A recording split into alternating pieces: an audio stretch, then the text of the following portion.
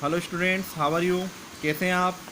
मैं आशा करता हूँ आप बहुत अच्छे होंगे घर पर। ठीक है, क्लास सेवन्थ में हम हिंदी की बुक पढ़ रहे थे। निकाल लीजिए क्लास सेवन की हिंदी की बुक। कौन सा लेसन पढ़ रहे थे? Third lesson. कौन सा लेसन? Third lesson. महीनों की कहानियाँ पढ़ रहे थे ना, महीनों की कहानियाँ। मज़ा आ रहा था ना? हमने देखा था ना, जनवरी, फरवरी और मार्च किन किन देवी देवताओं के नाम से और कौन से देश के देवी देवताओं के नाम से रखे गए थे। तो हमने जनवरी, फरवरी और मार्च इन तीनों के नामों को हमने अध्ययन कर लिया था कि जनवरी कैसे बनी थी, किन के नाम पर बनी थी, फिर फरवरी किन के नाम पर बनी थी। ठीक है ना? और मैंने आपको कहा था कि आपको लर्न भी करना है। ठीक है, जेनस के नाम पे जनवरी बनी थी। ठीक है, फरवरी का जो नाम था वो फेब्रुआ नाम का त्यौहार था जो लूपकरस नामक देवता के लिए बनाया जाता था। उस फेब्रुआ के आधार पर फरवरी बनी थी। और मार्च का जो महीना था वो मार्स देवता के आधार पर बना था। और इनकी हमने कहानियाँ भी पढ़ ली थी। ठीक है, अब आज हम आगे चलते हैं। निकाल लीजिए अपनी किताब। लेकिन जुलूस, कल बताया था ना एक जुलूस चल रहा है। लेकिन जुलूस में चौथी मूर्ति कितनी सुहावनी है भाई। पहली और दूसरी मूर्ति जो थी, एक तो बहुत खतरनाक थी, एक बहुत योद्धा की थी जिसके दो मुंह थे। लेकिन जो अगली चौथी मूर्ति बताई जा रही है वह बहुत ही सुहावनी थी। यह न तो देव मूर्ति थी और न देवी की मूर्ति थी, न किसी देवता की थी न किसी देवी की मूर्ति थी। यह तो वसंत की परी है। वसंत देखते हो ना, वसंत ऋतु आती है तो क्या होता है बताइए? क्या होता है? पतझड़ हट जाती है ना पतझड़, और हर तरफ हरियाली हरियाली नज़र आती है, फूल खिले हुए नज़र आते हैं। वसंत का मौसम कितना अच्छा लगता है, सुहावना लगता है। हरी भरी घास होती है, हरे हरे पेड़ होते हैं। तो ऐसा लग रहा था जो ये मूर्ति है चौथी, ये वसंत की परी है। सुंदर, कोमल और दयालुता, मतलब उस मूर्ति को देखो तो वो बहुत सुंदर नज़र आ रही है। दिख रही है ना आपके बुक में ये मूर्ति, ये फोटो दिख रही है ना? ये कितनी सुंदर है, कोमल है, दयालुता है। अप्रैल का मतलब होता है दरवाज़ा खोलना। अप्रैल का मतलब क्या होता है? दरवाज़ा खोलना। रोमन के लोग मानते थे कि अप्रैल का मतलब होता है दरवाज़ा खोलना। रोमन लोगों ने देखा यह महीना उन सभी चीज़ों के जन्म का दरवाज़ा खोल जाता है जो शिशिर के झकोरों के डर से छिपी थी। शिशिर के झकोरों का मतलब होता है ठंडी में जो आती है ना, शिशिर जो एक ऋतु होती है, ये मकर संक्रांति के बाद से चालू होती है। इसमें क्या होता है? पतझड़ आने लग जाती है, ठंडी ठंडी हवाएं चलती हैं। आपने देखा है ना, इस दौरान इतने पतझड़ इतनी चरम पर होती है कि पेड़ों में पत्ते नज़र नहीं आते हैं, फूल नज़र नहीं आते हैं। लेकिन ये जो शिशिर के झकोरे हैं, यानी शिशिर ऋतु में जो हवाएं चलती हैं, ठंडी हवाएं चलती हैं, उसके बाद धीरे धीरे गर्म हवाएं चलने लग जाती है ना, उसके बाद वसंत आती है। तो वसंत क्या करती है कि इन शिशिर के जो झकोरों में छुपी हुई चीज़ें हैं उनको जन्म देती है। यानी कलियां खिलने लग जाती हैं, फूल उगने लग जाते हैं, हर तरफ हरियाली हरियाली नजर आने लगती है। इसलिए ये महीना जो कलियों के सोते से जगाता, जंगलों को गीतों से भर देता है, अप्रैल कहलाता है। ठीक है, इसलिए यह महीना जो कलियों को सोते से जगाता, जंगलों को गीतों से भर देता है, क्या कहलाता है? अप्रैल कहलाता है। क्या कहलाता है? अप्रैल कहलाता है। और अप्रैल के पीछे एक देवी आ रही है, जुलूस चल रहा है। अप्रैल के पीछे क्या आ रही है? एक देवी आ रही है, उनका नाम है माया। क्या नाम है उनका? माया। और इसके पिता एटलस थे। क्या थे इनके पिता? एटलस। यानी माया के पिता का नाम है एटलस। इन एटलस की 7 पुत्रियां थी। कितनी पुत्रियां थी? 7। ठीक है, 7 जो पुत्रियां थी उसमें से एक माया बहुत प्रसिद्ध थी, बहुत फेमस थी और बहुत अच्छी थी। देखिए आगे बढ़ते हैं। उनका नाम है माया। इसके पिता एटलस थे जिन्होंने इस धरती का भार अपने कंधों पर ले रखा है।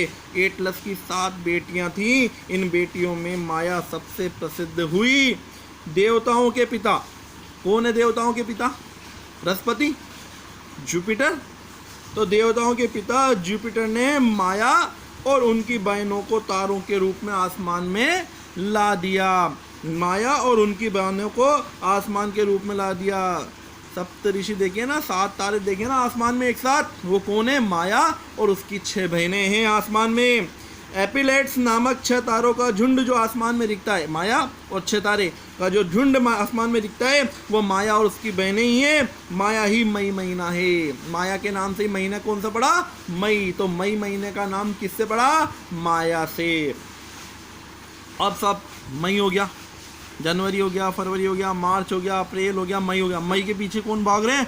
2 आदमी, यानी माया के पीछे 2 व्यक्ति झगड़ते आ रहे हैं इनमें एक है देवी जूनो और दूसरा है जूनियस नाम का एक आदमी। देवी जूनो और जूनियस नाम का दोनों लड़ रहे हैं, और लड़ रहे हैं इसका मतलब है कि वो लड़ाकू होंगे।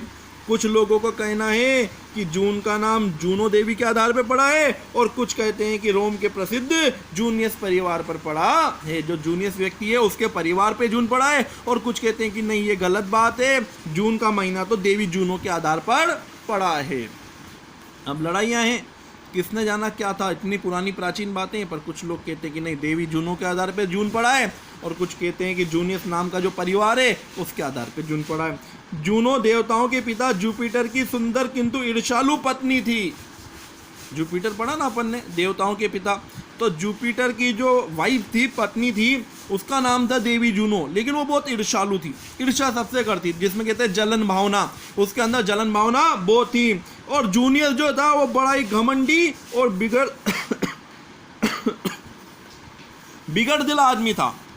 जो जूनियर था वो भी कम नहीं था। देवी जूनो तो ईर्ष्यालु थी, हर से किसी से भी जलन करती थी, हर किसी से जलन करती थी। लेकिन जो जूनियर था वो भी बड़ा घमंडी था और बिगड़ दिल था, यानी हर किसी से बात बात पे बिगड़ जाता था। उसमें नम्रता, भद्रता या कोमलता का चिन्ह भी नहीं दिखता था।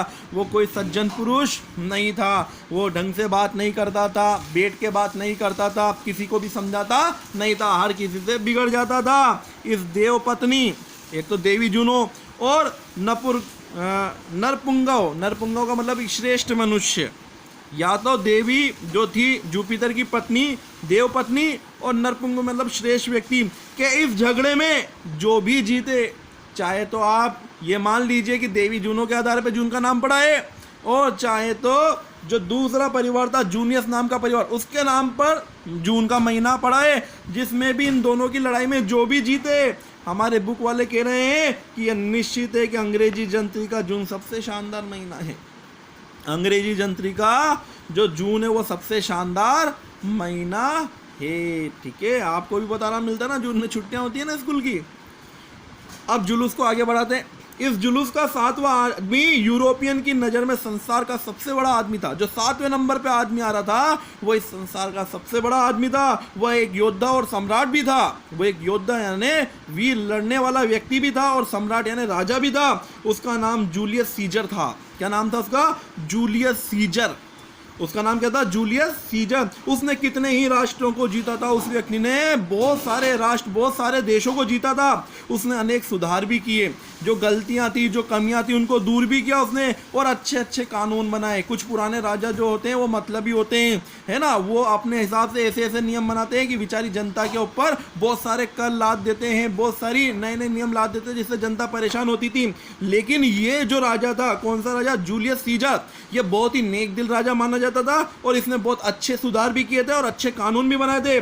उसने मंत्री की गड़बड़ियों को भी दूर किया था, और जो राज्य में मंत्री गड़बड़ी करते थे उसको भी ये पकड़ के दूर करता था। और जुलाई का जो महीना है जूलियस सीजर के नाम पर ही रखा गया। ये जो योद्धा था, जो सम्राट था जूलियस सीजर, इसी के नाम पर, इसी के नाम के आधार पर जुलाई का महीना पड़ा है। अपने महान देवता के नाम की तरह यह महीना भी अंग्रेजी जंत्री में खास जगह रखता है, क्योंकि जुलाई तो मनमोहक होता है। गर्मी जाती है, बरसात आती है ना, गर्मी से निजात मिलती है, हर तरफ अपन को आनंद ही आनंद, प्रफुल्लित होते हैं अपन। तो जुलाई का महीना भी बहुत शानदार महीना माना जाता है।